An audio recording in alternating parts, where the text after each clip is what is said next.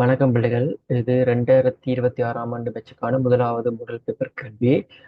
உங்களோட term exam வருதுன்னு சொன்ன நீங்க. ஸோ அதால வந்து உங்களோட டேர்ம் எக்ஸாமுக்காக தான் இந்த எக்ஸாம் ப்ரிப்பரேஷனா. ஸோ இது வந்து நான் எந்த எக்ஸாம் பேப்பர்னு சொன்னீங்கன்னு சொன்னா field work center first term exam paper 2023ஆம் ஆண்டு. ஸோ வந்து நீங்க இப்போ 2026ஆம் ஆண்டு பேட்ச்ன்றதால உங்களுக்கு நிறைய நேரம் இருக்கு. சரியா, உங்களோட ஃபைனல் எக்ஸாமுக்கு நிறைய நேரம் இருக்கு. ஸோ நீங்க எங்களோட பஸ்ஸருக்குன்னு சொல்லி ஒரு புது கொப்பி ஒன்று வாங்கி நீங்க ஷார்ட் நோட்ஸ் எடுத்துக்கொள்ளுங்க. சரியா, நீங்க இப்ப இருந்தே சரியா படிச்சீங்கன்னு சொன்னா இதுக்குள்ள யாராச்சும் பிசிக்ஸ் கஷ்டம்னு சொல்லிட்டு இருக்கிறீங்கன்னு சொல்லி எனக்கு தெரியாது. பட் பிசிக்ஸ் போக ஈஸியா. ஓகேவா? ஸோ நான் இன்றைக்கு கிட்டத்தட்ட ஒரு பேப்பர் எடுத்தேன். பட் அதுல இருந்த எல்லா கேள்விகளும் வந்து சரியா எனக்கு கிடைக்கல. அதால ஒரு 22 23 கேள்வி தான் வந்து எனக்கு வந்தது. ஸோ அவ்வளோ கேள்வியை நான் உங்களுக்கு ரெண்டு குயிஸாக வச்சு எக்ஸ்பிளைன் பண்ண போறேன். ஸோ நீங்க 2026 பேட்ச் இருந்தாலும் நாங்கள் ரொம்ப ஸ்லோவாக தான் போவோம். உங்களுக்கு ஏதாச்சும் டவுட்ஸ் தான் நீங்க தாராளமா என்ன கண்டெக்ட் பண்ணி கேட்டுக்கொள்ளுங்க. இப்போ நாங்கள் முதல்ல அது கேள்விக்கு போவோம்.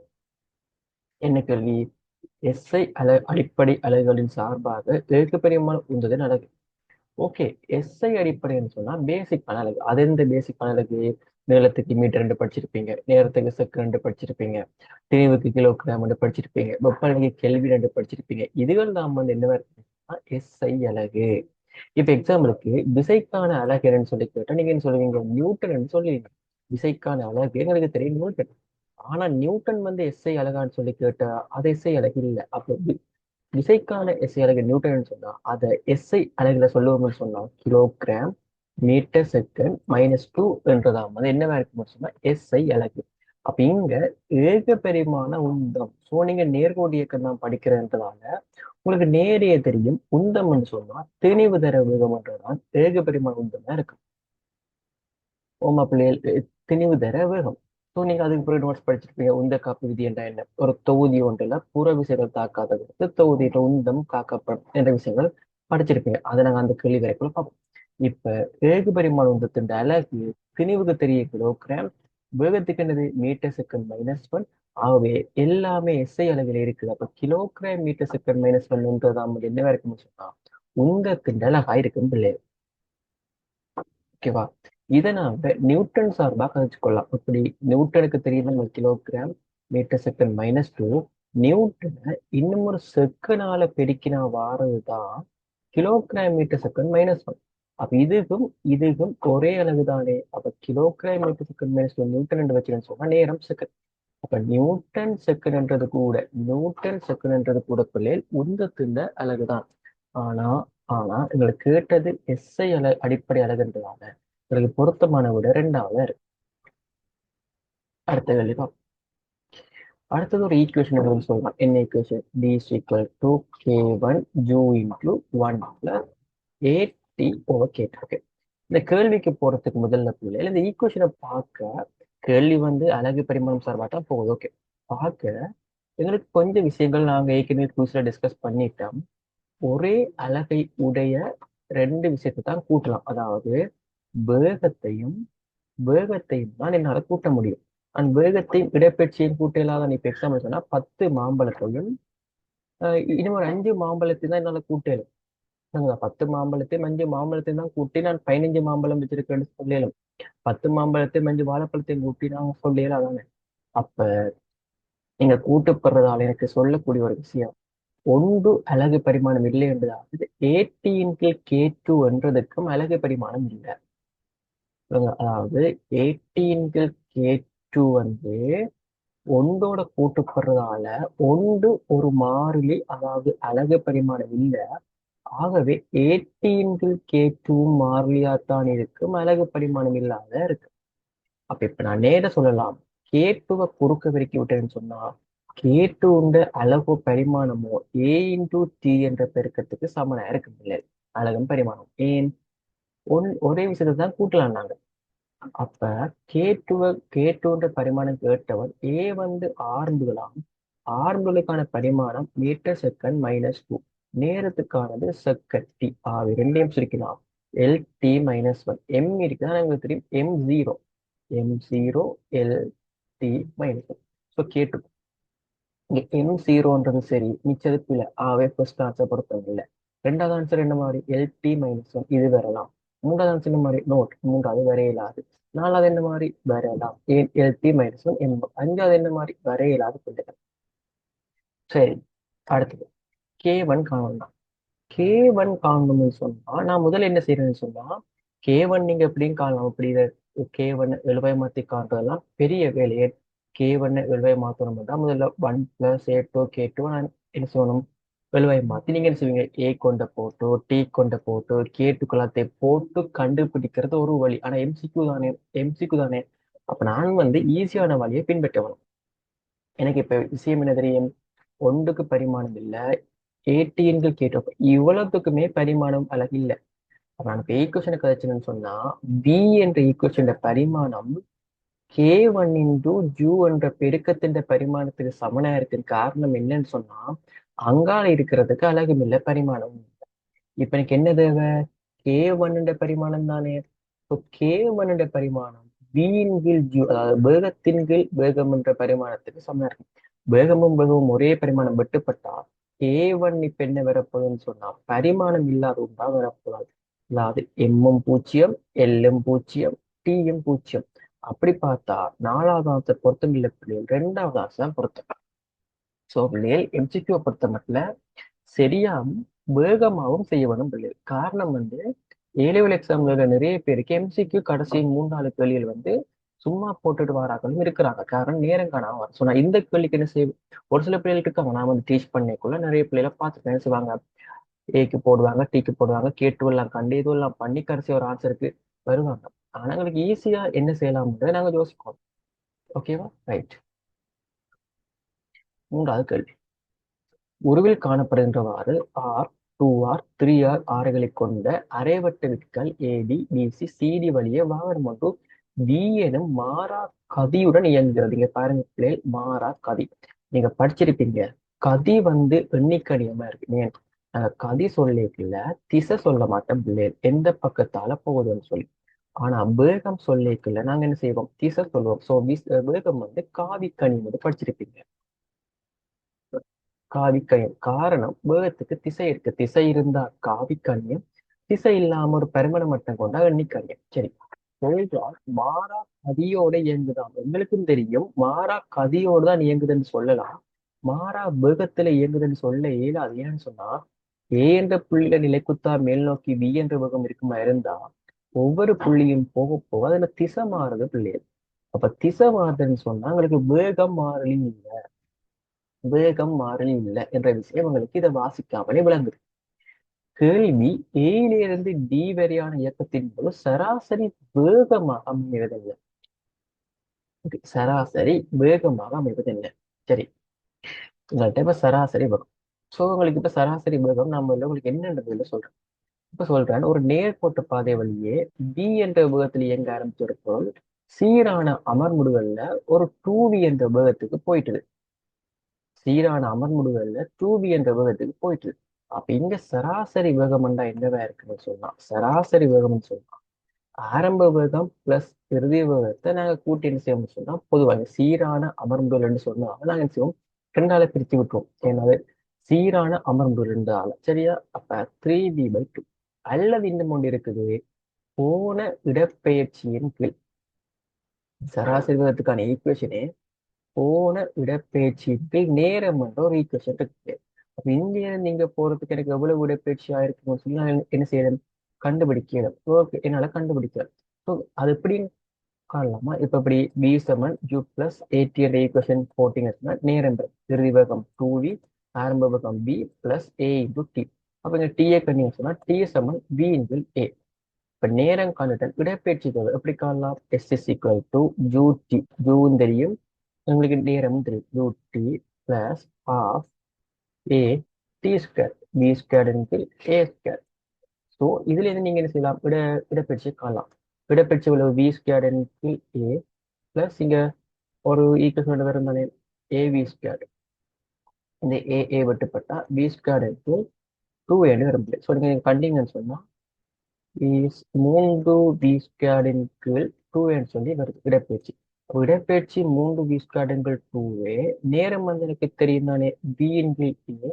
இதை சுருக்கிறீங்க சொன்னா V இன் கீழ் A, V இன் கீழ் விட்டப்பட்டா 3V இன் கீழ் 2 வந்து வருது. சரியா? இதே சும்மா ஒரு எக்ஸாம்பிள் உங்களுக்கு இந்த விஷயத்தை விளங்கப்படுத்தணும்ன்றதுக்காண்டி போட்டு காட்டுங்க. சராசரி வேகம்னு சொன்னா என்னன்றது.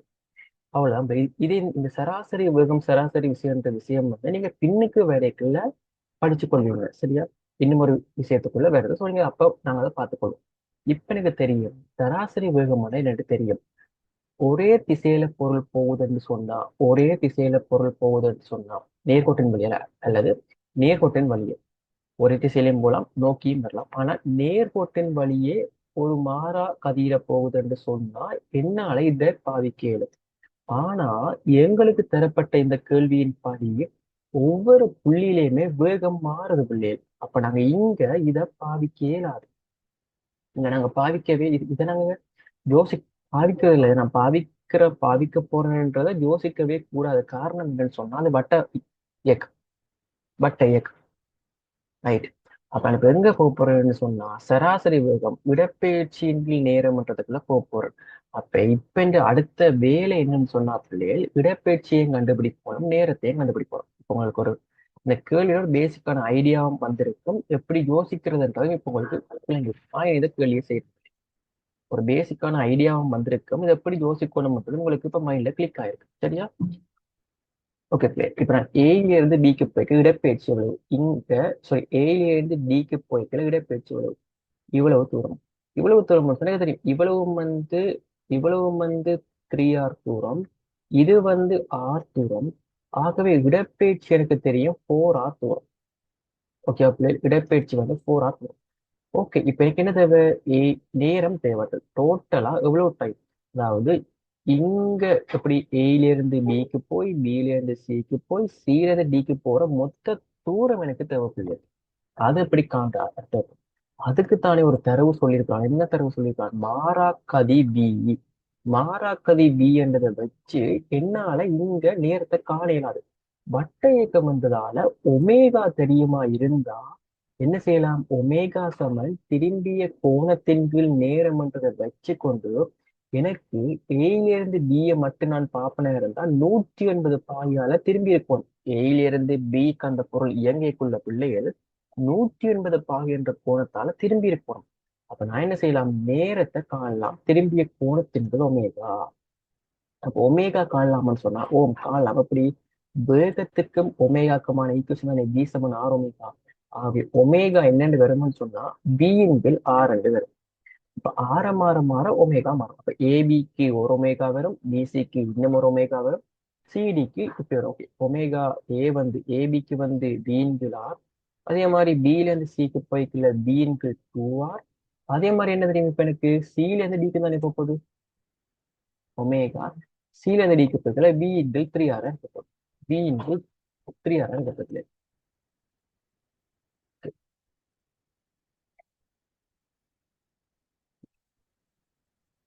ஓகே, சாரி, கட் ஆயிட்டு, சாரி. B into 3R. இப்ப எனக்கு என்ன தேவை? மொத்த நேரம் தேவை. ஸோ மொத்த நேரத்துக்கான ஈக்குவேஷன் என்னவா இருக்க போகுது? நேரம் முதலாவது ஏபி. ஏபிக்கான நேரம் எனக்கு தேவை, பிளஸ் பிஎஸ்சிக்கான நேரம் தேவை, பிளஸ் சிடிக்கான நேரம் தேவை. ஏபிக்கான நேரம் சொன்னா ஏபி திரும்பின கோணம் பை கோணம் 180 பாக கீழே ஒமேகா ஏபி. பியின் கீழ் ஆர் கீழே வரா மேல போயிடும், பிளஸ் டிபிசி. அதுக்கும் பிசியும் எவ்வளவு கோணம் திரும்பி இருக்கு? 90 பாக தானே. இப்போ 90 பாக பையின் கீழ் பிஎஃப் 2R, அந்த 2R மேல போயிடும். சக சிடிக்கானது பையின் கீழ் பி பை 3R, அது மேல போயிடும். ஸோ கூட்டு என்னன்னு சொன்னா மொத்த நேரம் 6 பை 6 பி எழுதுறது. ஸோ நேரம் காட்ட எனக்கு இடப்பெயர்ச்சி தெரியும், நேரமும் தெரியும். ஸோ என்னால் இப்ப சராசரி வேகத்தை காண இயலும். சராசரி வேகம் போன தூரம் சாரி, இடப்பெயர்ச்சியின் கீழ் டைம். டைம் எவ்வளவு? 6 பை 6 கீழ் பி. கீழே இருந்த பி பிள்ளைகள் மேல போயிடும். ஸோ நீங்க கண்டீங்கன்னு சொன்னா மேல போயிட்டா 2V இன்டு 3π என்று வருது. ஸோ இப்படி ஆன்சர் இருக்கான்னு செக் பண்ணி பார்ப்போமே. யா, ட்ரெண்ட் அதை விட பொருத்தமா இருக்குது. ஸோ வந்து நான் இப்போ உங்களுக்கு செய்து காட்டணும்ன்றதுக்காண்டி மெதுவா செய்து காட்டுறேன். பட் நீங்க என்ன செய்யலாம்? சரஸ் ரெண்டு கேள்வியை வாசிச்சு. பட் இதுல இருக்க பிரச்சனை என்னன்னு சொன்ன முதல் பிள்ளை கேள்வியை வாசிச்சு விளங்கணும் பிள்ளை. நீங்க இப்ப 2026ஆம் ஆண்டு இன்னும் உங்களுக்கு எக்ஸாமுக்கு 1.5 வருஷத்துக்கு மேல இருக்கு. So நீங்க இப்ப இருந்து அதை ப்ராக்டிஸ் பண்ணி கொள்ளுங்க. அந்த கேள்வியை சரியா வாசிச்சு விளங்கி என்ன சொல்ல வரான்றது விளங்கிட்டேன்னு சொன்னா நீங்க எடுக்கலாம் 6 ஈஸியா. ரைட், அடுத்த கேள்வி பார்ப்போம்.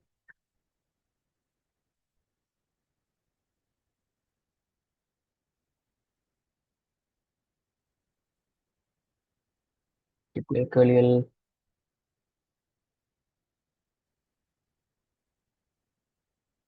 ஓகே அங்க இந்த கேள்வி. அடுத்த கேள்வி. ஏபிசிடி என்பது ஒரு செவ்வகம் ஆகும் பிள்ளை. சரியா? இதே மாதிரி ஒரு இன்னொரு கேள்வி நாங்க பார்த்து நாங்க நினைக்கிறேன்னா உங்களுக்கு ஞாபகம் இருக்கு. இதே மாதிரி கேள்வி நாங்க உங்களுக்கு உங்களோட குயிஸ்லயும் ஒன்று பார்த்தோம். செவ்வகம் ஆகும். AB PC. ஓகே 6 பாதை சொல்றான். ஏபி பிசி டிசி ஏடி சாரி டிஏ சிஏ வகைபிரிக்கப்பட்ட காவிகள்ல விளைவுல அமைவது. இவ்வளவு திண்டையும் விளைவில் காவி. ஓகே நாங்க விளைவில் காவிக்கு ஒரு ஷோர்ட்டான ஒரு இன்ட்ரோதாரன். ஏபி என்ற காவி இப்படி வருது. ஏபி என்ற காவி இப்படி வருது. பிசி என்ற காவி இப்படி போகுதுன்னு சொன்னா ஏலேருந்து பிக்கு வந்து சிக்கு போறதுக்கு பதிலா நாங்க என்ன செய்யலாம்? ஏலேருந்து சிக்கு போயிடலாம் அதுக்கு நேரம். அப்ப விளைவில் காவி ஏபி இண்டையும் பிளஸ் பிசி இண்டையும் விளைவில் காவி என்னவா இருக்கும்னு சொன்னா ஏசி காவியா இருக்கும். இதுதான் விளைவில் காவின்றது. ஓகேவா? விளைவில் காவின்றது. சரியா? ஒருவேளை கேள்வியில பாருங்க இப்ப சும்மா இப்படி ஒரு காவி வருது. கீழே ஏல இருந்து பிக்கு ஒரு காவி வருது. பில இருந்து சிக்கு ஒரு காவி போகுது. அடுத்த காவி இப்படி சில இருந்து ஏக்கு கீறி விட்டான்னு சொன்னீங்க. எங்களுக்கு தெரியும் எந்த புள்ளியில ஸ்டார்ட் பண்ணினனோ ஏல இருந்து பிக்கு போயிட்டு திரும்ப பில இருந்து சிக்கு வந்துட்டு சில இருந்து ஏக்கு வருது. அப்ப இது இந்த விளைவில் காவி வந்து பூஜ்ஜியமா இருக்கு. இதான் விளைவில் காவி. விளைவில் காவி என்ன போல பெரிய விஷயமா சொல்லி ஒண்ணும் இல்லை. சரியா? இதை சொல்றேன்னு பாருங்க நீங்க. ஏலாம் ஸ்டார்ட் பண்ண ஏல இருந்து பிக்கு வந்த ஒரு காவி பில இருந்து சிக்கு வருது. அப்ப நான் சொல்லலாம் ஏல இருந்து பிக்கு வந்தது பில இருந்து சிக்கு வந்து திருப்ப சில இருந்து ஏக்கே போகுது. அப்ப இவ்வளவு திண்டையும் விளைவில் காவி பூஜ்ஜியம். விளங்குதா பிள்ளைகள்? இவ்வளவு திண்டையும் விளைவில் காவி பூஜ்ஜியம். ஏல இருந்து பிக்கு வந்து பில இருந்து சிக்கு போய் திருப்ப அது என்ன செய்யுது? சில இருந்து ஏக்கே போயிருது. அப்ப இவ்வளவு திண்டையும் விளைவில் காவி வந்து எனக்கு என்னவா இருக்க போகுதுன்னு சொன்னா பூஜ்ஜியமா இருக்கு. அவ்வளவு முடிச்சு அடுத்தது வாரு. ஓகே வேற என்ன இருக்கீங்க? ஏல இருந்து டில இருந்து ஏக்கு ஒரு காவி பிளஸ் டில சிக்கு. இதை நான் எப்படி யோசிக்கிறது? எனக்கு இப்ப ஒரே புள்ளி தான் பட் வேறு வேறு இடத்துக்கு போகுதா? இதை பாருங்க. இந்த காவி மேல இப்ப எனக்கு இருக்கிற காவிகள் டில இருந்து ஏ கொண்டு பிளஸ் டில இருந்து சி கொண்டு என்ன செய்யலாம்னு சொன்னா அந்த காவியை எந்த ஈஸிக்காக இங்க இருந்தபடியே தூக்கி கொண்டு வந்து என்ன செய்யறேன்னு சொன்னா இந்த முனையில போட்டு விடுறேன். ஏன் ஒன்று முடிகிற இடத்துல இருந்தா எனக்கு ஈஸி. டில இருந்து சிக்கு ஒரு காவி போகுது. அப்ப இப்ப டில இருந்து சிக்கு ஒரு காவி போகுது. சில இருந்து பிக்கு ஒரு காவி போகுதுன்னு சொன்னா விளைவுல என்ன சொல்லலாம்னு சொன்னா டில இருந்து பிக்கு போகுது. டிசி பி வழியே போறதுக்கு பதிலா டில இருந்து பிக்கு போனா எனக்கு ஈஸி தானே. இப்ப விளைவில் காவி என்ன வேற போகுதுன்னு சொன்னா டிபி காவியா இருக்கு. அது அஞ்சாவது டிபி காவியா வேற போகுது பிள்ளைகள். டிபி காவி அவ்வளவுதான் பிள்ளைகள். சரியா? உங்களுக்கு விளங்காட்டி என்னை கண்டெக்ட் பண்ண யோசிக்க வேண்டாமா. நீங்க என்ன சேரா பாக்குறது விட்டுக்கோ. அண்ணாவா பாருங்க. அண்ணாவாவோ அல்லது கூட சீனியராவோ. ஸோ நீங்க என்ன சேருன்னு சொல்லி பாத்தீங்கன்னா உங்களுக்கு அந்த டவுட் கேட்கறதுக்கான ஒரு இல்லாம போகணும். ஸோ நீங்க என்ன பார்த்து தாராளமா கண்டெக்ட் பண்ணி டவுட்ஸை கேட்டுக்கொள்ளுங்க. ஓகே அடுத்தது. உருவில் காட்டப்பட்டவாறு வட்டப்பாதை வழியே. நீங்க இதே மாதிரி ஒரு கேள்வி பாஸ்ட் பேப்பர்ல வந்து நினைக்கிறேன். நான் செய்திருப்போம்னு நினைக்கிறேன். எனக்கு சரியா இந்த கேள்வி நான் உங்களுக்கு போட்டுட்டேன்ன்றது எனக்கு சரியா ஞாபகம் இல்லை. பட் இதே கேள்வி பாஸ்ட் பேப்பர்ல இருக்கு. உருவில் காட்டப்பட்டவாறு வட்டப்பாதை வழியே மாறாக்கதி பியூரன் இயங்குகின்ற ஒரு துணிக்கை ஏயிலிருந்து பியை நோக்கி இயங்குகிறது. ஏயிலிருந்து பியை நோக்கி இப்ப ஏயில ஆரம்பிச்ச துணிக்க இப்ப பிக்கு வந்துட்டு அதன் வேக மாற்றம். ரைட் வேக மாற்றம். இப்ப நீங்க வேக மாற்றம் ஈக்குவேஷன் படிச்சிருப்பீங்க. வேக மாற்றம் என்ன படிச்சீங்க? இறுதி வேகம் மைனஸ் ஆரம்ப வேகம். வேக மாற்றம்னா இவ்வளவுதான். இதை வச்சுக்கொண்டு நான் இப்ப செய்ய வேண்டியது வந்து வேக மாற்றத்தை காணலாம். Okay right. இறுதி வேகம் ஏல இருந்து பிக்கு தானே. அப்ப இறுதி வேகம் வலப்பக்கமா வி மைனஸ் ஆரம்ப வேகம். ஆரம்ப வேகம் நான் பார்த்தேன்னு சொன்னா கிடையோட எத்தனை பாகையில வருது. இவ்வளவும் எனக்கு தெரியும் 90ன்னு சொல்லி எனக்கு தெரியும். இவ்வளவு ஓகேவா? இவ்வளவும் வந்து 90 சொல்லி எனக்கு தெரியும். அதே மாதிரி வந்து அஹ், இவ்வளவும் 90 இது நிலைக்குத்து இது கிடை இவ்வளவு 90ன்னு சொன்னா இவ்வளவு வந்து 30 பாகை. இது 30 பாகைன்னு சொன்னா என்னால சொல்லிடும் இதுக்கு 30 பாகை. காரணம் ஒத்த கோணம் பாருங்க. கிடையா இருக்குது. அதே பக்கத்தால அதே நேர்கோட்டுல இருக்குது. ரெண்டுக்கு மேற்பட்ட கோணம் 30 இருக்கு. அப்ப எனக்கு சொல்லிடும் இது 30ன்னு சொன்னா இது 30ன்னு சொன்னா இது வந்து 60 இருக்கு பிள்ளை. விளங்குதா பிள்ளைகள்? அது 30 சொன்னா அதுக்கு செங்குத்தா இருக்கிற கோணம் 60 இருக்கும். அப்ப ஆரம்ப வகுப்பு முன்னால சொல்லிலும் இடையில இருந்து 60 பாகை கோணத்துல V என்ற விதத்துல போகுது. இடையில இருந்து 60 பாகை கோணத்துல V என்ற விதத்துல போகுது. அப்ப எனக்கு என்ன வேணும்? இப்ப இந்த ரெண்டையும் சுருக்கி நான் கொடுக்கணும். Okay okay. இப்ப உங்களுக்கு என்ன சொல்றது? இது செயலான இருக்கு. அப்ப சயவ சகவாக்க வேணும்னு சொன்னா திசையை மாத்தணும். இறுதி வகத்துல எந்த வித மாற்றமும் இல்லை. B இதை நான் சகவாக்கினேன்னு சொன்னா இந்த திசைக்கு எதிர்ப்பக்கமா போகணும், மேல் நோக்கி போதும். இப்ப எனக்கு சொல்லேலும் இது 60 பாகையில மேல் நோக்கி V. ஓகேவா? இப்ப நான் சுருக்கி என்னன்னு சொன்னா இந்த பக்கமா வேகம் B இருக்குது. அதுல இருந்து 60 பாகை கோணத்துல எனக்கு ஒரு B இருக்குது. அதுக்கான விளைவில் இடைக்கால போகும். எனக்கு தெரியும் அது 30 பாகை கால போகணும். இப்போ எனக்கு திசையும் தெரியும். இப்ப இடைக்கால 30 பாகையும் தெரியும். ஆகவே நேர போயிடலாம் 3வது விடைக்கு. நேர போயிடலாம் பிள்ளைகள் 3வது விடை. சரி, எப்படி பருமனை காண்றது? இந்த பி பார். நீங்க பி பார் காண்றதுக்கான ஈக்குவேஷன் படிச்சிருப்பீங்க. அது எப்படி படிச்சிருப்பீங்கன்னு சொன்னா ரெண்டு காவிகள் இருக்கு. இங்க ஒரு R1 என்ற காவி இருக்குது, இங்க ஒரு R2 என்ற காவி இருக்குது. இடைப்பட்ட கோணம் தீட்டாவா இருக்குமா இருந்தா இன்னைக்கு விளையுள் காவி ஆர் என்ன இருக்குன்னு சொன்னா R2 R1 plus R2 minus 2R1 R2 into cos theta அந்த ஈக்குவேஷன் படிச்சிருப்பீங்க. அதுல இருந்து சுருக்கி நீங்க என்ன செய்யலாம்? ஆரை காணலாம். அதே மாதிரி இங்க நீங்க என்ன செய்யலாம்? பியை காணலாம். அப்படி காணலாம் பி பார்.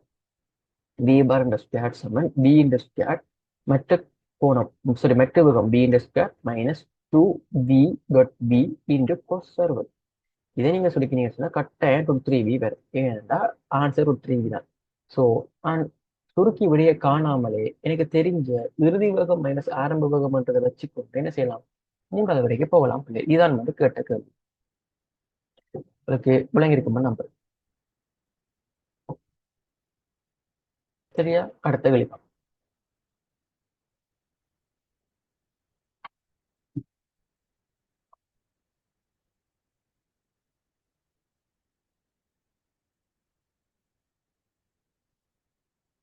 ரைட். ஓகே, முதல்ல என்ன செய்ய போறேன்? கேள்வியை வாசிக்க போறேன். கார் ஒன்று ஓய்விலிருந்து ஆரம்பித்து T1 எனும் நேரம் வரை எக்ஸ் என்ற சீரான வீதத்தில் முடுங்குகிறது. கார் ஒன்று ஓய்விலிருந்து ஆரம்பித்து ஓகே ஆரம்ப வேகம் 0 எக்ஸ் எனும் சீர் வீதத்துல முடுவதுன்னு சொன்னா அந்த முடுவல் எக்ஸ் முடியிட்டது. முடுகி பிறகு y எனும் சீரான வீதத்துல அமர்முடுகி திரும்பும் ஓய்வுக்கு வருது. நேரம் சொல்றான். இதுக்கான நேரம் T1 இதுக்கான நேரம் T2 நான் என்ன செய்யறேன்னு சொன்னா எல்லாமே ஒரு ரேசியோ மாதிரி கேட்டுருக்கு. எந்த ஈஸிக்காக இதை நான் ஒரு வேக நேர விரைவில் சும்மா நோட் பண்ணிக்கொள்றேன், தேவைப்படும். ஓகேவா? எப்படி ஓய்விலே இருந்து இயங்க ஆரம்பிச்சு முடுகி T1 என்ற நேரத்துக்கு முடியும். சரியா? இது வேக நேர விரைவு. T1 என்ற நேரத்துக்கு முடியும் ஒரு உயர் வேகத்தை பெற்றிருக்கும். சரியா? அதெல்லாம் V என்ன பிறகு என்ன செய்யுதுன்னு சொன்னா y என்ற விதத்துல அமர்முடுகி T2 என்ற மேலதிக நேரத்தின் பின்னர் இது T2 இருக்கும். சரியா? இவ்வளவும் T1 இருக்கும். T2 என்ற மேலதிக நேரத்தின் பின்னர் ஓய்வடைகிறது. இது என்ற ஆரம்புகள் எக்ஸும் இது என்ற ஆரம்புகள் வையுமா. ரைட். கேள்வி சொன்னவன் நான் அதை குறிச்சிட்டேன் பள்ளிய. சரியா? ஓகே, இவ்வளவும் சொன்ன இனிமே சொல்லலாம் மொத்த நேரம் T. கேள்வி இதுக்குள்ள நம்ம நினைக்க போகுது. சரியா? பார்ப்போம். T1 T2 y எக்ஸா T1 T2 T1 T2வையும் எக்ஸையும் வையும் சம்பந்தப்படுத்துறது. எக்ஸ் என்றா என்னது? முடிவுகள். முடிவுகள் என்ன சொல்லுது? இறுதி வேகம் மைனஸ் ஆரம்ப வேகத்தின் கீழ் அல்லது இந்த வரைவு அடைக்கிற படித்திருந்தான் முடிவுகள் வேக நேர வரைவு என்ற படித்திருந்தான் முடிவுகள். எக்ஸ் என்றது இந்த படித்திறன், அதாவது D மைனஸ் 0 T1 y என்றதும் எனக்கு தெரியும் B மைனஸ் 0 T2. ஆகவே இங்க B ரெண்டுக்குமே சமன். அப்ப B எக்ஸ் இன்டு T1 சமன் இங்க y இன்டு T2. என்ன சொன்னவன்? T1 T2 எனக்கு என்ன வருதுன்னு சொன்னா y இன்டு எக்ஸ். அப்ப A கூட்டு சரி. என்ன செஞ்ச நான் முதல்ல கேள்வியை வாசிச்சு எனக்கு விளங்குற மாதிரி படத்துக்கு இருந்தான். பிறகு பார்த்தேன் அவன் முடிவுகளின் நேரத்தையும் சம்பந்தப்படுத்துறான். முடிவுகளின் நேரத்தையும் சம்பந்தப்படுத்துற விஷயம் ஒன்றே ஒன்றுதானே. அதை பார்த்தேன் பிள்ளை. அவ்வளவுதான். ரைட். A கூட்டு சரி, B கூட்டுக்கு வர. வேற கலர் யூஸ் பண்றேன் விளங்குறதுக்காக. காரானது எனும் உயர்கதி. ஓகே, இந்த பிஏ கான் அடுத்த கேள்வி. ஸோ இங்க பிக்கான ஈக்குவேஷனுக்கு தெரியும் எக்ஸ் இன்டூ டி ஒன்.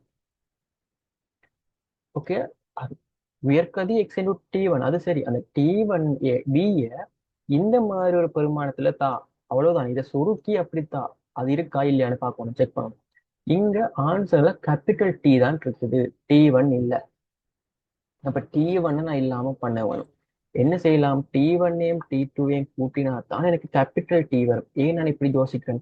எனக்கு ஆன்சர்ல கேபிட்டல் டி சார்பில் ஆன்சர் இருக்கு. அப்ப நான் இந்த டி ஒன்ன கேபிட்டல் டி சார்பா எழுதுவேன்.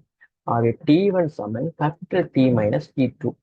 So X into capital T minus T two வந்து வருது பிள்ளை. சரி, இப்ப எனக்கு டி டூ வந்துட்டு, எனக்கு டி டூவும் வேண்டாம். டி டூக்கு எனக்கு போயிருக்கீங்க ஏற்கனவே. டி டூ எக்ஸ் கேபிட்டல் டியை வச்சுக்குவேன். மைனஸ் டி டூ என்னவா இருக்க போகுதுன்னு சொன்னா பி இன்பில் வை. எங்க இருக்கு? இந்த இருக்கு. இதை எழுத மாட்டேன்னா டி டூ சமன் பி இன்பில் வை. நான் இப்ப இதை சுருக்கிறேன்னு சொன்னா அது வருமா இல்லையா? வந்தா அந்த கூட்டு சரி, வராட்டி அந்த கூட்டுக்குள்ள அவ்வளவுதான். அப்ப நான் இப்ப பியை தான் எப்பல்வை மாத்த வேணும். So X into t minus x into v இன்பில் பை. இதுல இருந்து விஎம் மெட்ட பக்கம் கொண்டு போறேன். ஸோ ஒன் பிளஸ் எக்ஸ் இன்பில் ஒய் சமன் எக்ஸ் இன்டூ டி. நீங்க சுருக்கினீங்கன்னு சொன்னா பிக்கு அவன் சொன்ன விட வருது. ஆகவே பிக்கு சரி. நீங்க சுருக்கினீங்கன்னு சொன்னா பிக்கு வருது. எப்படி? எக்ஸ் ஒய்யை நீங்க இங்க போமாஸ் எடுத்தீங்கன்னு சொன்னா இது ஒய்யா வந்துடும். எக்ஸ் ஒய் டீமுக்கு எக்ஸ் பிளஸ் ஒய், அவ்வளவுதான். பி வருது. ஆகவே பி கூட்டு சரி பிள்ளை. அப்ப ஏயும் சரி பியும் சரி. ஏ மாத்திரம் சரியானன்ற கூட்டுப்புல, சி மாத்திரம் சரியானன்ற கூட்டுப்புல, ஏபி மட்டும் சரியானன்றது வரலாம், ஏசி மட்டும் சரியானன்ற கூட்டுப்புல. அப்ப சியும் சரியில்லைன்னு செக் பண்ண போறோம். செக் பண்ணுவோம், ஒரு பிரச்சனையும் இல்லை. அமர்முதல் அடையும் காலப்பகுதியிலும் ஆர்முதல் அடையும் காலப்பகுதியிலும் இக்காரன் சராசரி வேகங்களின் பரிமாணங்கள் சமனான. இப்ப நாங்க மேல சராசரி வேகத்தை பற்றி கழிச்சு நாங்க என்ன சொன்னோம்? இங்க ஆரம்ப வேகமும் பூஜ்ஜியம், இறுதி வேகம் பி. இங்க ஆரம்ப வேகம் பி, இறுதி வேகம் பூஜ்ஜியம். சீரான ஆர்முகளா? சீரான ஆர்முகள் என்றதால ஆர்முடுகள் பகுதியில சராசரி வேகம் ஆரம்ப வேகத்தையும் இறுதி வேகத்தையும் கூட்டி 2 அளவிருக்கும், பி பை டூ. இங்கேயும் அதே மாதிரி தான், ஆரம்ப வேகத்தையும் இறுதி வேகத்தையும் கூட்டி 2 அளவிருச்சோம்னு சொன்னா பி பை டூ. ஆகவே சராசரி வேகங்களின் பரிமாணங்கள் சமமாக சி கூட்டு. சரி, ஏபிசி அனைத்தும் சரியானவை பிள்ளைகள். சரியா பிள்ளைகள்? அவங்களுக்கு விளம்பரம் பண்றதுக்காண்டி நிறைய விஷயங்கள் கருத்து பண்ற பிள்ளைகள் நோட் பண்ணுங்க.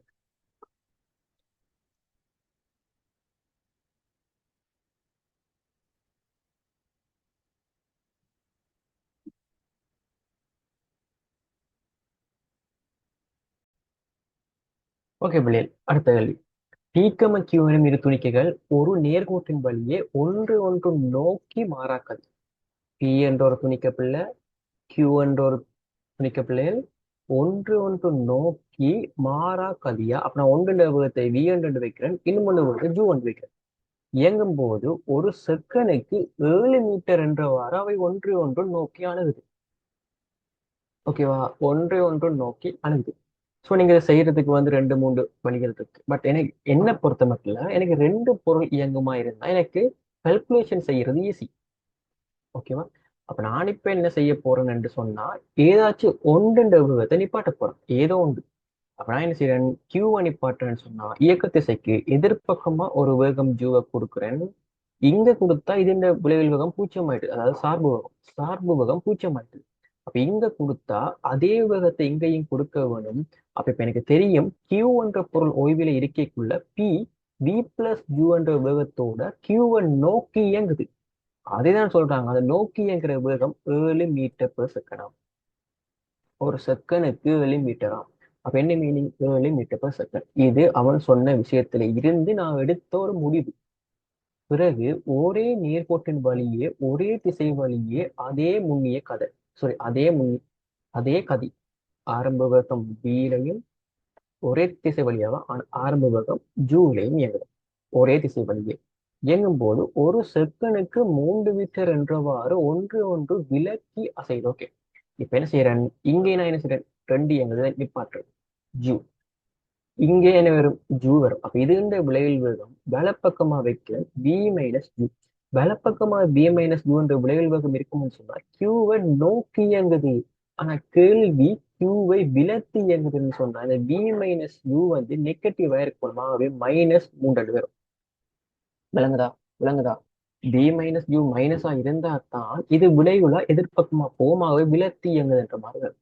இது ரெண்டாவது நான் எடுத்த முடிவு. விளங்குதா பிள்ளைகள்? ஓகே, இப்ப ஒன்றென்ற ஈக்குவேஷன் ரெண்டு ஈக்குவேஷன் படிச்சு கூட்டு விடும்.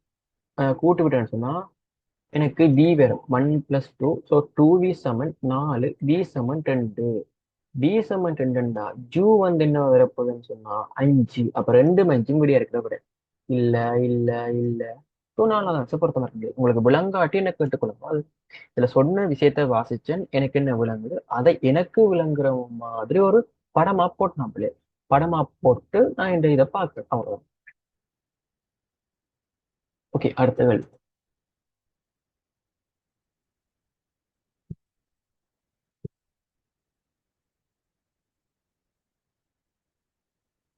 ஓகே பிள்ளைகள், உராய்வற்ற பாதை ஒன்றின் வழியே. உராய்வற்ற பாதை ஒன்றின் வழியே. ஓகே, உராய்வில்லை, உராய்விசை இல்லை.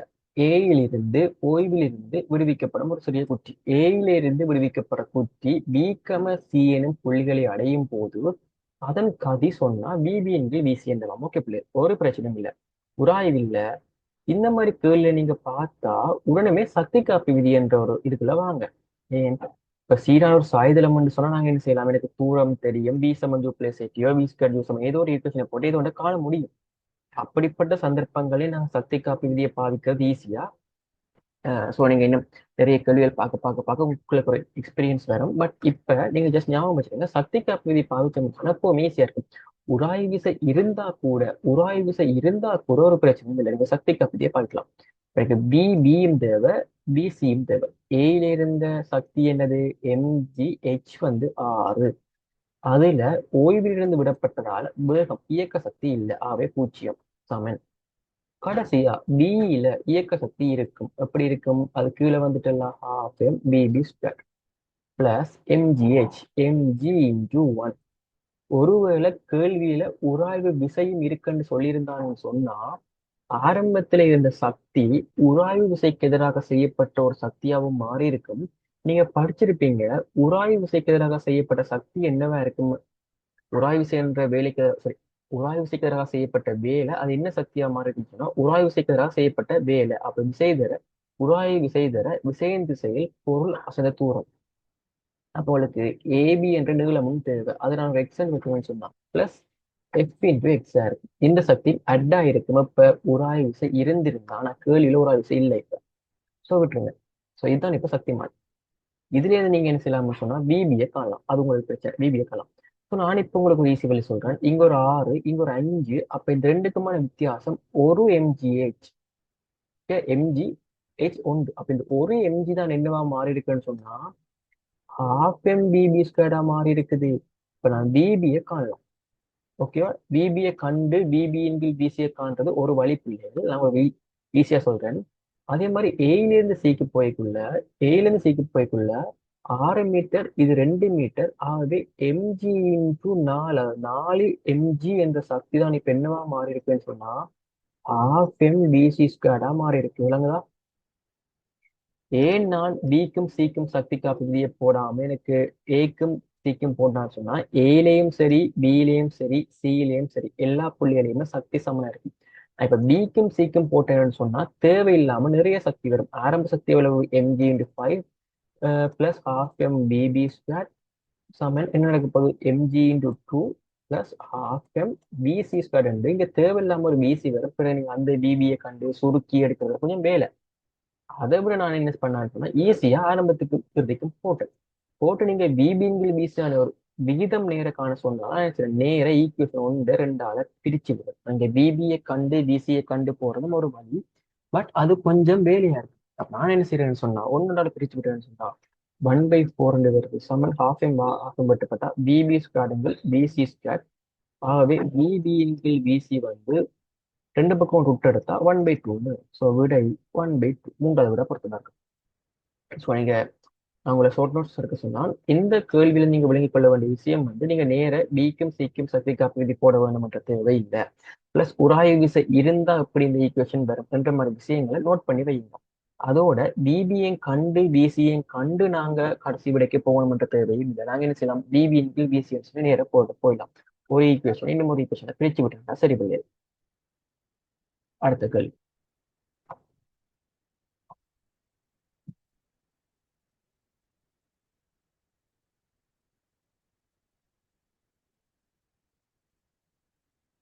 ஓகே.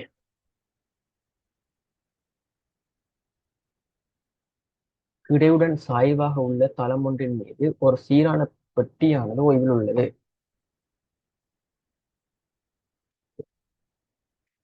பெட்டி மீது தொழிற்படும் உராய்வு விசை F, செவ்வன் மரதாக்கம் R என்பவற்றை சரியாக காட்டுங்க. ஓகே. இதுல நான் உங்களுக்கு சில விஷயங்கள் சொல்றேன். உராய்வு உள்ள ஒரு மேற்பரப்புல ஒரு பெட்டி இருக்கு பிள்ளை. ஓகே. அந்த பெட்டியில நீங்க F ஒரு விஷயம் பாவிக்கிறீங்கன்னு சொன்னா அதுல என்னென்ன விஷயங்கள் இருக்கு? ஒன்று நிறை விசை இருக்கும், அதே மாதிரி செவ்வன் மரதாக்கம் இருக்கும், அதே மாதிரி உராய்வு விசை இருக்கும். இங்க நான் இது குறிச்ச விஷயங்கள் சரியான்னு சொல்லி கேட்டீங்கன்னு சொன்னா இல்ல, இது ஒரு எஸ்ஏ கேள்வியா கேட்டு நீங்க எப்படி குறிச்சு காட்டுவீங்கன்னு சொன்னா உங்களுக்கு மார்க்ஸ் வராது. காரணம் என்னன்னு சொல்றேன் பிள்ளையா, சரியா? காரணம் எஃப் என்ற விசையும் உராய்வு விசையும் பார்த்தீங்கன்னு சொன்னா எஃப் என்ற விசைக்கும் நான் இருக்கிற உராய்வு விசைக்கும் இடையே ஒரு சின்ன தூரம் இருக்கு, எக்ஸ் இருக்கு. அதால வலஞ்சுழி பக்கமா எஃப் இன்டு எக்ஸ் என்ற ஒரு திருப்பம் ஒன்று உருவாகுது. திருப்பம் ஒன்று உருவாகுது. அப்ப வலஞ்சுழி பக்கம் ஒரு திருப்பம் உருவாகினா அந்த திருப்பம் இல்லாத மாதிரி நான் கொஞ்சம் இடைவெளி விட்டுத்தான் இந்த மருதாக்கம் என்ற விசையை கொடுக்க வேண்டியிருக்கேன். விளங்குதா? இங்க வலஞ்சுழி பக்கமா திருப்பம் இருக்கு. இப்ப நான் ஆறுன்றத சின்ன இடைவெளி விட்டு குறிச்சதால என்ன செய்யுதுன்னு சொன்னா எம்ஜிக்கும் ஆறுக்கும் இடையில வார இடைவெளி காரணமா இடஞ்சுழி பக்கமா R x Y என்ற திருப்பம் இருக்கு. அப்ப வலஞ்சுழி பக்கம் வார திருப்பமும் இடஞ்சுழி பக்கம் வார திருப்பமும் சமனா வந்து இல்லாம போயிடும். அப்ப இப்படித்தான் நாங்க விசை குறிப்போம். இப்ப அதே வந்து சாயலத்துல கழிச்சுக்கலாம். சாயலத்துல உராய்வு விசை செவ்வன் மருதாக்கம் ஒரு பிரச்சனையும் இல்லை. செவ்வன் மருதாக்கம் செங்குத்தா வரும் ஆர். உராய்வு விசை எப்படி வரப்போகுது? இது சும்மா நிக்கிறதால கீழ் நோக்கி வழுக்க பார்க்கும். உராய்வு விசை என்னவா இருக்கும்? இயங்க முற்படுற திசைக்கு எதிர்ப்பக்கமா தாக்குற விசைதான் பிள்ளைகள் உராய்வு விசை. ஆவி உராய்வு விசை இந்த திசையில பண்ணும்.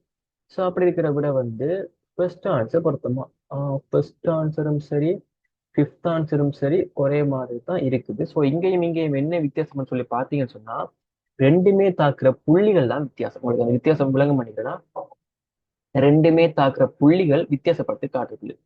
விளங்குதா? ரெண்டுமே தாக்குற புள்ளிகள் தான் நீங்க வித்தியாசப்படுத்தி காட்டு. அப்புறம் இப்ப கண்டுபிடிக்க வேண்டியது அந்த ரெண்டுலயும் இது போட்டோம். ஓகே. ஃபர்ஸ்ட் ஆன்சர் ஒரே மாதிரி இருக்கு, செகண்ட் ஆன்சர் ஒரே மாதிரி இருக்கு, ஃபிஃப்த் ஆன்சர் இந்த மூன்றுமே ஒரே மாதிரி இருக்கு. ரைட், ஒரு பிரச்சனையும் இல்லை. யோசிப்பேன். சொன்னது ஆறை விட்டுறேன். எஃப் இப்படி தாக்க போகுது, நிறைவிசை வந்து இப்படி தாக்க போகுது. எப்படி எம்ஜி சைன் டீட்டான்ற நிறைவிசை தாக்க போகுது. ஓகே, தாக்க போகுது. அதை விட நிறைய இருக்கிற அதே புள்ளியில எம்ஜி கொஸ்டீட்டா என்ற ஒரு விஷயம் தாக்கும். இங்க எங்க வந்து எனக்கான மரதாக்கம் தாக்கம் வந்ததை இந்த கன்செப்டை வச்சுதான் நான் கண்டுபிடிக்க போறேன். ரைட். ஓகே. இங்க எம்ஜி சைன் டீட்டா இருக்கிற திசையும் பாருங்க. எம்ஜி சைன் டீட்டாக்கும் சின்ன இடைவெளி விட்டு எஃப் என்ற விஷயம் இருக்கு. அதால எனக்கு என்ன செய்ய போகுதுன்னு சொன்னா வலஞ்சுழி பக்கமா திருப்பம் ஒன்று உருவாகுது MG sine theta into X. அப்ப அதை இல்லாம பண்ற மாதிரி எனக்கு என்ன சொல்லணும், இடஞ்சுழி பக்கமா ஒரு திருப்பம் உருவாகணும்னு சொன்னா இடஞ்சுழி பக்கமா திருப்பம் உருவாகணும்னு சொன்னா எனக்கு தெரியுது கீழ் நோக்கி எம்ஜி கொஸ்டிட்டா இருக்குது. இது இடஞ்சுழி பக்கம். Okay okay. ரைட். இடஞ்சுழி பக்கமா ஒரு திருப்பத்தை உருவாக்க வேணும் அப்படின்னு சொன்னா எனக்கு எந்த பக்கமா அந்த விசை இருக்கு போகணும்ன்றதான் எங்க பிரச்சனை. ஒருவேளை வலப்பக்கமா இருக்குமா இருந்தா இந்த விசை பிடிச்சு மேல இழுக்க எம்ஜி கொஸ்டிட்டா பிடிச்சு கீழே திருப்ப இதுவும் என்ன செய்யும், இடஞ்சுழி பக்கமான ஒரு திருப்பமா இருக்கும். யோசிச்சு பாருங்க. இந்த திருப்பம்ன்றது வந்து கொஞ்சம் யோசிச்சு பாருங்க பிள்ளைகள். அப்படி உங்களுக்கு யோசிச்சு விளங்காட்டி எனக்கு மெசேஜ் பண்ணுங்கம்மா, நான் அதை திருப்ப பார்த்துக்கோறேன். அப்ப எனக்கு வலஞ்சுழி பக்கத்துல வரதுக்கான வாய்ப்பு இல்லை. என்ன செய்யணும், எனக்கு இடஞ்சுழி இடப்பக்கத்துல வரும். வலப்பக்கத்துல எனக்கு வரக்கூடாது. அது இடப்பக்கத்துல வந்தாதான் இந்த எம்ஜி கொஸ்டிட்டான்றதும் ஆறும் சேர்ந்து எனக்கு வலஞ்சுழி பக்கமா ஒரு திருப்பத்தை உருவாக்கும். ஆகவே இந்த இடஞ்சுழி பக்க திருப்பமும் இந்த வலஞ்சுழி பக்க திருப்பமும் இல்லாம போய் பொருள் சமநிலை ஆவை பொருத்தமான விட ரெண்டாவது விடையா இருக்க முடியாது. விலங்கு மண் நம்புறம் பிள்ளைகள் ஆக எனக்கு பொருத்தமான விட பிள்ளைகள் ரெண்டாவது விடையா இருக்கு. ஓகே, உங்களுக்கு இந்த கேள்வி விளங்காட்டி ஒரு நிமிஷம் அப்படியே விட்டுட்டு யோசிச்சு பாருங்க. நீங்க யோசிக்கிறது சரியான்னு சொல்லி ஒரு நிமிஷம் அப்படியே வீடியோ போஸ்ட் பண்ணிட்டு யோசிச்சு பாருங்க. அப்படி உங்களுக்கு விளங்காட்டி நீங்க ஒரு பிரச்சனை இல்லை, எனக்கு மெசேஜ் பண்ணுங்க. நான் உங்களுக்கு அதை திருப்ப உங்களுக்கு விளங்கப்படுறதுக்கு முயற்சி முயற்சி செய்ய பண்றேன் பிள்ளைகள். ஓகே, அடுத்த கேள்வி பார்ப்போம்.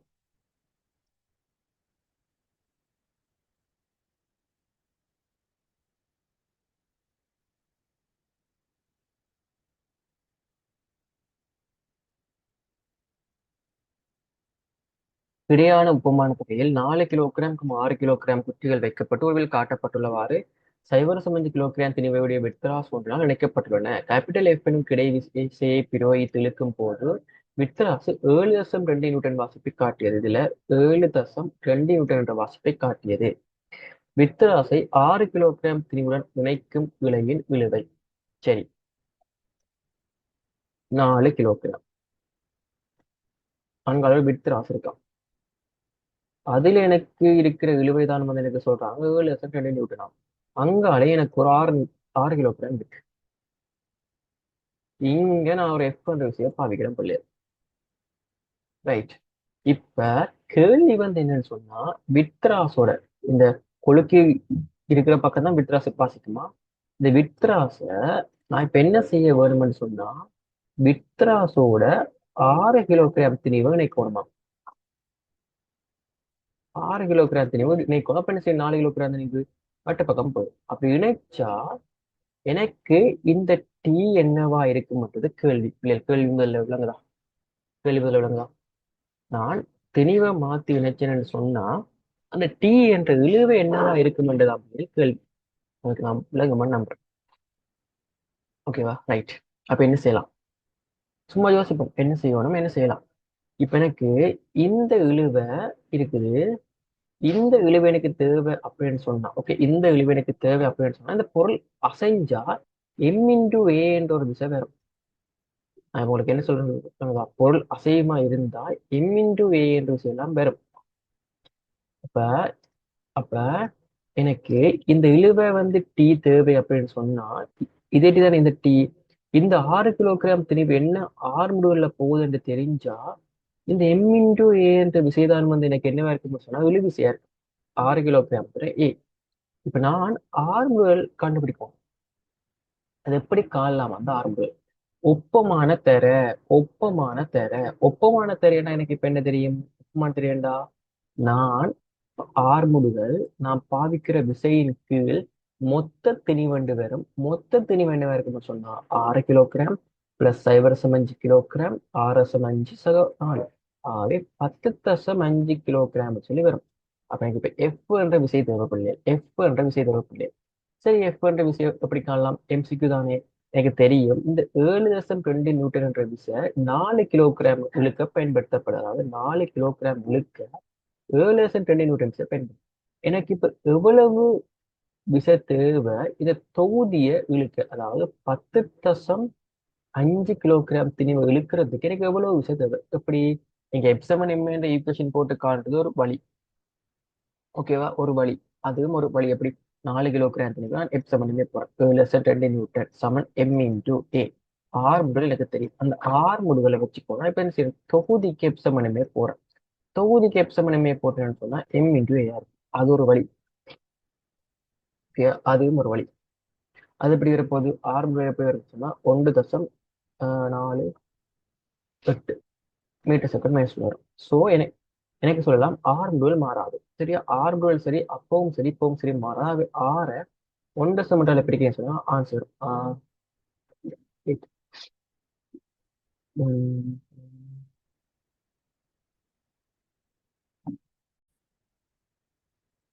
இத சுருக்கி நான் வந்து நான் நினைக்கிறேன் 48 அப்ப 10.8 வர நினைக்கிறேன். 10.8. அதே மாதிரி ஆர்பிட்டல் மாறாட்டி இதுல இருக்கிற அந்த விஷயம் வந்து என்னவா இருக்க போகுதுன்னு சொன்னா 4 தானே. அப்ப 4 தர பிளஸ் 4 தர 1.8 இங்கேயும் 7 இருக்கும். சாரி சாரி சாரி 4 இல்ல. இதுல இருக்க இழுவிசை என்னவா இருக்குன்னு சொன்னா இந்த வித்தராசையும் பிளஸ் இந்த 6 கிலோகிராம் திணிவையும் பிடிச்சு இழுக்கிறதா இருக்கு.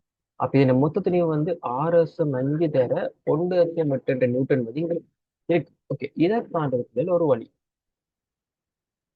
உணர்தா பிள்ளை? இது இப்படி காட்டுறது ஒரு வழி. நீங்க இப்படி கண்டீங்கன்னு சொன்னாலும் உங்களுக்கான விடை வருது, எந்த பிரச்சனையும் இல்லை. சரியா? இப்படி நீங்க கண்டீங்கன்னு சொன்னாலும் உங்களுக்கு உங்களுக்கு விடை வரும், எந்த பிரச்சனையும் இல்லை. அதுல நீங்க என்ன செய்யலாம், எஃப் காணலாம், இந்த மெயின் எஃப் காணலாம். அப்படி எனக்கு தெரியும் 4 கிலோகிராம் திணிவை இழுக்கிறதுக்கு பயன்படுத்தப்படுற விசை 7,2. ஆகவே மொத்தம் 6 10 10 இந்த 10.5 கிலோகிராம் திணிவை இழுக்க பயன்படுத்தப்படுற விசை எவ்வளவு? அந்த விசை எவ்வளவு நீங்க கண்டீங்கன்னா நான் நினைக்கிறேன் 4, ஸோ 18.9 நியூட்டன் விசை வருமா? சுருக்கி பார்த்தாங்கன்னா நீங்க சுருக்கி பாருங்க, 17.9 சொல்லி வருது. அப்படியே வந்துச்சுன்னு சொன்னா எனக்கு இப்ப என்ன தேவை, இந்த டீ தானே. இந்த டீ எப்படி காணலாம், மொத்தமா 10.5 கிலோகிராம் திணிவை இழுக்கிறதுக்கே எனக்கு 18.9 நியூட்டன் தேவை அப்படின்னு சொன்னா இந்த 6 கிலோகிராம் இழுக்கிறதுக்கு எவ்வளவு வரும்? அப்படி கண்டாலும் 10.8 நியூட்டன் வரும் வரும். சரியா? இப்ப கேள்வி என்ன உங்களுக்கு விளங்கம் பண்ணிக்கிறவர்களே, விளங்காட்டி எனக்கு கேட்டுக்கொள்ளுங்க. கேள்வி என்ன யோசிப்போம். வித்ராசை வித்ராசை 6 கிலோகிராம் திணிவுடன் இணைக்கும் போது இழையின் இழுவை. ஓகே, வித்ராசை 6 கிலோகிராம் திணிவுடைய இந்த இழையோட இணைக்கக்குள்ள இப்ப இருக்கிற இழுவை என்ன? அதானே இப்ப கண்டாங்க 10.8 வருது. ஆகவே இழுவை வந்து 10.8 நியூட்டனா இருக்கும் பிள்ளைகள். சரியா? ஓகே, இந்த கேள்வியில பிள்ளைகள் ஷோர்ட்டா வந்து 6 கிலோகிராம் திணிவுடன் இணைக்கும் 7 நியூட்டன் வாசித்து வித்ராசை 6 கிலோகிராம் திணிவுடன் இணைக்கும் இழையின் இழுவையானது. ஓகே, சரி. ஸோ அதை நாங்கள் இதை வந்து என்ன செய்யறாங்க, ஸோ இந்த வழியிலையும் செய்யலாம். நான் சொன்ன இன்னும் ஒரு மெத்தட்டும் இருக்கு பிள்ளைகள். அப்படி நீங்க தொகுதிக்கு எப்சமனமே போட்டு எஃப் கண்டுபிடிச்சு பிறகு திருப்ப இதுக்கு ஏஐ கண்டுபிடிச்சு எஃப் கண்டு இப்படி வந்து ஸோ உங்களுக்கு எது எக்ஸாம்ல ஞாபகம் வருதோ அந்த மெத்தட்ல நீங்க செய்தீங்கன்னு சொன்னா சரி. நான் கேள்வி வாசிச்சதுல நான் ஒரு சின்ன பிழை விட்டுட்டேன். கேள்வி வந்து எதுவுமே மாத்துப்படையில, சரியா? சாரி பிள்ளைகள், கேள்வி மாத்துப்படவே இல்லையா? சரி, கேள்வியில இப்படி இருந்த நிலைமைய, முதலாவது நிலைமைய 2வது நிலைமையா மாத்துப்படவே இல்லை. சாரி, இப்படி மாத்துப்படவே இல்லை. கேள்வி ஜஸ்ட் இந்த இளையநிலவ டி என்றது மட்டும்தான் பிள்ளைகள் கேள்வி. ஸோ நான் கேள்வியை மாறி வாசிச்சுட்டேன், அதால் எனக்கு 10.8 விட வந்துட்டு. ஸோ நேரம் வந்து நீங்க இவ்வளவு எல்லாம் யோசிக்க தேவையில்லை. 6 முதல் எனக்கு தேவை 1.8 இந்த இழை தேவை. இது சமன் எம் இன்டு ஏ. எம் எவ்வளவு? இந்த இழுவு வந்து இங்கால இருக்கிற அவ்வளவு திணிவையும் இழுக்க, அதாவது 4 கிலோகிராமையும் சக 5 கிலோகிராம் இவ்வளவு திணிவை இழுக்கிறதுக்கு தேவையான விசைதான் வந்து இந்த டி. 4 ஏ 1.8 நீங்க கண்டிங்கன்னு சொன்னா 8.1 நியூட்டன் வருமா? ஸோ நான் என்ன செஞ்சிட்டேன்னு சொன்னா கேள்வியை மாறி வாசிச்சு உங்களுக்கு வேறு ஆன்சரை சொல்லிட்டேன். ஸோ இப்படி கேள்வி போட்டாலும் நீங்க செய்யலாமா? ஓகே, சரி. இப்படி கேள்வி போட்டா கூட வித்ராசின் பிரிவுகளை மாத்திரம் என்ற மாதிரி கேள்வி போட்டா கூட நீங்க கேள்வியை செய்யலாம். பட் இதுல கேட்ட கேள்வி ஜஸ்ட் இந்த 6 கிலோகிராம் திரிவை இழு இணைக்கிற இழுவை என்னதான் கேள்வி. நான் கேள்வியை மாறி செய்துட்டேன், சாரி. இதுக்கு இந்த கேள்வி அவன் கேட்ட கேள்விக்கான விட 8.1 நியூட்டன். அடுத்த கேள்வி பிள்ளை.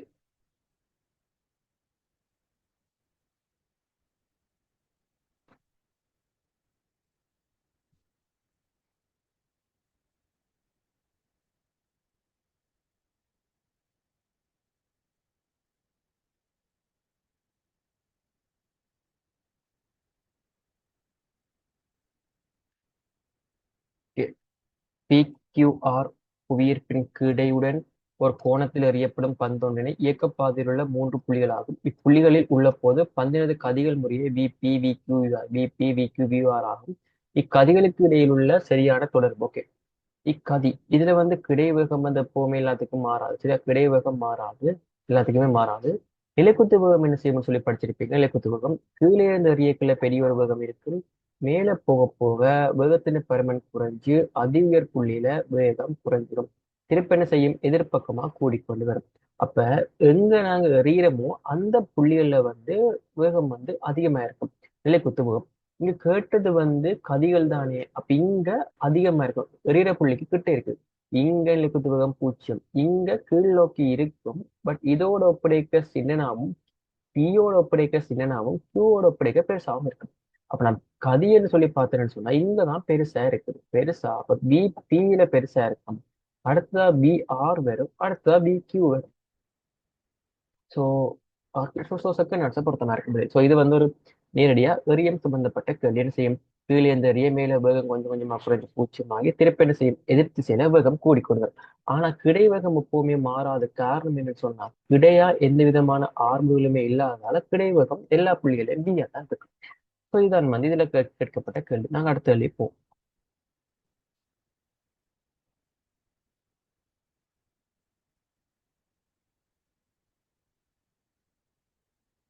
இந்த கேள்வி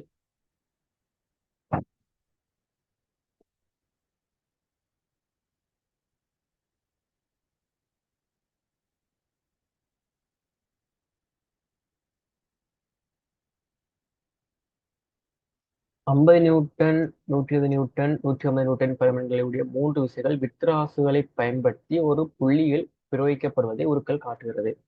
இவற்றுள் சாத்தியம் ஆகக்கூடிய நிலைமை. ஓகே, உங்களுக்கு ஓகே.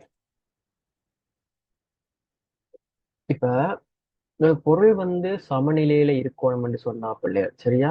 சமநிலையில இருக்கணும்டா பிள்ளைகள் ஒன்று நிலைக்குத்து விசைகள் என்ற அச்சரகணித கூட்டுத்தொகை பூஜ்ஜியமா இருக்கும். நிலைக்குத்தா என்னெல்லாம் விசைகள் இருக்கும்? மேலையும் கீழையும். இப்ப எக்ஸாம்பிளுக்கு பார்த்தோம்னு சொன்னா ஒரு பொருள் வந்து இழை ஒன்றால தொங்க விடப்பட்டிருக்கு. அப்ப கீழ் நோக்கி தாக்குற நிறைவு செய்யும் இழையில இருக்க இழுவை டீயும் ரெண்டுமே சமனா இருக்கு. டி சமன். அப்ப இதை வந்து என்ன சொல்லலாம்? சமநிலையில இருக்கு. அதே மாதிரி கிடை விசைகள் என்ற அச்சரகணித கூட்டுத்தொகையும் பூஜ்ஜியமா இருக்கும். கிடையா எத்தனை விசை இருந்தாலும் அது வலப்பக்கமா இருக்கிற விசைகள் இடப்பக்கமா இருக்கிற விசைகளுக்கு சமனா இருக்கும். அதே மாதிரி இன்னொரு விஷயம், எந்த புள்ளி பற்றி திருப்பம் எடுத்தாலும் பூஜ்ஜியமா இருக்கும். இல்லாட்டி என்ன செய்யும்? இலக்குத்து விசை பூச்சியமாகவும் கடை விசை பூச்சியமாகவும் இருக்கும். ஆனா அந்த பொருள் என்ன செய்யும்னு சொன்னா ஒரு குறித்த புள்ளி பற்றி சுத்தி கொண்டிருக்கும். அப்படியும் இருக்கக்கூடாதுன்னு சொன்னா இந்த மூன்றுமே வந்து பூர்த்தி செய்யப்பட்ட அந்த பொருள் சமநிலையில இருக்கும். ஓகேவா? இதை விட நாங்க எம்சிக்யூ செய்யறதுக்காக இப்ப இப்படி பாருங்க. இதுல வந்து F1 ஒரு விசை தாக்குது, இதுல F2 ஒரு விசை தாக்குது, இதுல வந்து F3 ஒரு விசை கீழ் நோக்கி தாக்குதல் சொன்னா இது சமநிலையில இருக்கணும்னு சொன்னா நிலைக்குத்து விசையில கூட்டுத்தொகை பூச்சியமா இருக்கணும். இடை விசையில கூட்டுத்தொகை பூச்சியமா இருக்கணும். இது எந்த புள்ளி பற்றி திருப்பம் எடுத்தாலும் பூச்சியமா வாரதுன்னா என்ன சொல்லலாம் சொன்னா அந்த எல்லா விசைகளும் குறித்த ஒரு புள்ளியில சந்திக்கப்படும். அந்த எல்லா விசைகளும் குறித்த ஒரு புள்ளியில சந்திக்குமா இருந்தா அந்த பொருள் சமநிலையில இருக்கு. அப்ப நான் இந்த விஷயத்தை இங்க செக் பண்ணி பார்க்க. அப்ப இங்க இந்த கேள்வியின்படி எல்லா விசைகளுமே குறித்த ஒரு புள்ளியில சந்திக்குதுன்றது சரி. எல்லாமே குறித்த ஒரு புள்ளியில சந்திக்குது பிள்ளைகள் சரி. ஓகே. அப்ப நான் இப்ப செக் பண்ணி பார்க்க வேண்டிய விஷயம் ஒன்றே ஒன்றுதான். நிலைக்குத்து கூறுகளும் கிடைக்கூறுகளும் சமனா இருக்கா? நிலைக்குத்தாக தாக்குற எல்லா விசைகளும் கிடையா தாக்குற எல்லா விசைகளுக்கும் சமனா இருக்கான்னு நான் செக் பண்ணி பார்க்க போறேன். ஓகே, வாங்க செக் பண்ணி பார்ப்போம். ஒவ்வொன்று வேணா செக் பண்ணி பார்ப்போமா? உங்களுக்கு இது ஷார்ட் நோட்ஸ் எடுத்துக்கொள்ளுங்க பிள்ளைகள். முதலாவதுக்கு வா. சரி, இதை நான் செக் பண்ணி பார்த்தேன். என் பார்வைக்கு இது பெரிய கோணம் மாறி இருக்கா? சும்மா ஒரு எக்ஸாம்பிளுக்கு இது 60 பாயிண்ட் வைக்கிறாங்க. எக்ஸாம்பிளுக்கு தானா? இதை நான் குட்டியா இருக்கு 30 பாயிண்ட் வைக்கிறேன். அப்ப இது கிடையா முதல்ல சமனா இருக்கணும்னு சொன்னா 120sin60ன்றது 50sin30க்கு சமனா இருக்கும். இப்படி இருக்கேலுமானே நான் முதல் செக் பண்ணி பார்க்கறேன். சைன் 120 sin60 எவ்வளவு எனக்கு தெரியும், √3/2. sin30 எவ்வளவு 1/2. எனக்கு தெரியுது இது இந்த விசை மற்ற விசையை விட பெருசா இருக்கு பிள்ளை. இது 60 √3 என்று வருது, அது 25 என்று வருது. சோ இந்த விசை பெருசா இருக்கு. அப்ப இது சமநிலையில இருக்க இயலாது என்பதை விளங்கும் பண்ணிக்கிறேன். நான் கிடையை பார்க்கவே எனக்கு சமநிலையில இருக்க இயலாது எனக்கு விளங்கிட்டு. அப்ப ஏ வந்து சமநிலையில் இருக்க இயலாது, அவையே இருக்கிறது போல. ஏ மாத்திரம்ன்றது போல ஏ வார் எல்லாமே போல. ஸோ நாலாவது போல. அடுத்தது பிஏ செக் பண்ணி பார்க்கறது. ஸோ பிஏ பொறுத்த மட்டும் எனக்கு ரெண்டுமே சமனா இருக்கு. கிட்டத்தட்ட தூரங்கள் ரெண்டுமே கிட்டத்தட்ட சமனா இருக்கு. இப்ப ஒரு விஷயத்தை விளங்கிக் கொள்ளுங்க பிள்ளைகள். ஏன்றதை பார்த்த மட்டும் 120 அமைக்கிற கோணம் பெருசா இருந்தா சமநிலையா இருக்க வாய்ப்பில்லைன்றது எனக்கு விளங்கிடுது. அப்ப அதுக்கு என்ன மீனிங் எனக்கு உண்மையா? 120 ஆக்குற கோணம் சின்ன கோணமா இருக்கணும். 120 ஆக்குற கோணம், 120 இலக்குத்தோட ஆக்குற கோணம் 50 கிடைக்குத்தோட ஆக்குற கோணத்தை விட சின்ன பெருமானமா இருக்கும். அப்படி பார்த்தா சி என்றது வந்து வரலாம். சரியா? வரலாம். சோ சி என்றது வரலாம் என்றால் பி மாத்திரம்ன்றது இல்ல. இப்ப பி வருமான்னு சொல்லி பார்த்தா இங்க ரெண்டுமே சமனா இருக்கு கிட்டத்தட்ட. அப்ப பி வர்றதுக்கான வாய்ப்பும் இல்லை. ஆகவே சி மட்டும் பொருத்தமான முடியாது. ஸோ நீங்க ஒரு விஷயத்தை ஒரு விஷயம் தான் பிள்ளைகள் ஞாபகம் வச்சிருக்க. ஒரு பொருள் சமநிலையில இருக்குன்னு சொன்னா இலக்கு திசைகள் அச்சகானத்தை கூடுதல் பூச்சியமா இருக்கணும், கிடை திசைகள் அச்சகானத்தை கூடுதல் பூச்சியமா இருக்கணும், எந்த புள்ளி பற்றிய திருப்பம் எடுத்தாலும் பூச்சியமா இருக்கணும். அதை நாங்க இன்னும் ஒரு மாதிரி சொல்றோம்னு சொன்னோம். எல்லா விஷயங்களும் குறித்த ஒரு புள்ளிக்கால போகணும். அதுக்கு தான் நாங்க இப்ப பார்த்த எக்ஸாம்பிள் இது. அதுக்கு விளங்கும் நம்புற பிள்ளைகள். சோ வந்து அடுத்த கேள்வி. ஓகே.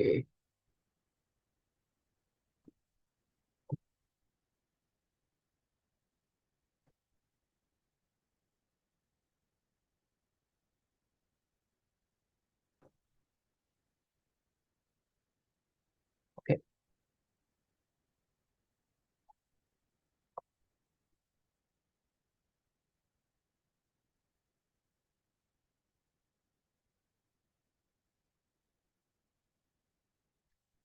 என்னடா பிள்ளைகள் குயிஸ் நம்பர் 1ல நான் போட்ட கேள்வி இது வரைக்கும் தான் போட்டேன் நான். பட் நான் இந்த கேள்வியை இப்போ உங்களுக்கு விளங்கப்படுத்திட்டேன். அதால உங்களுக்கு குயிஸ்ல இந்த கேள்வியை ஆட் பண்ணி போட்டு தான் உங்களுக்கு குயிஸ் நான் மிச்ச கேள்வி அடுத்த குயிஸ்ல பார்ப்போம் நாளைக்கு. சரி, ஓகே பிள்ளை, தேங்க்யூ.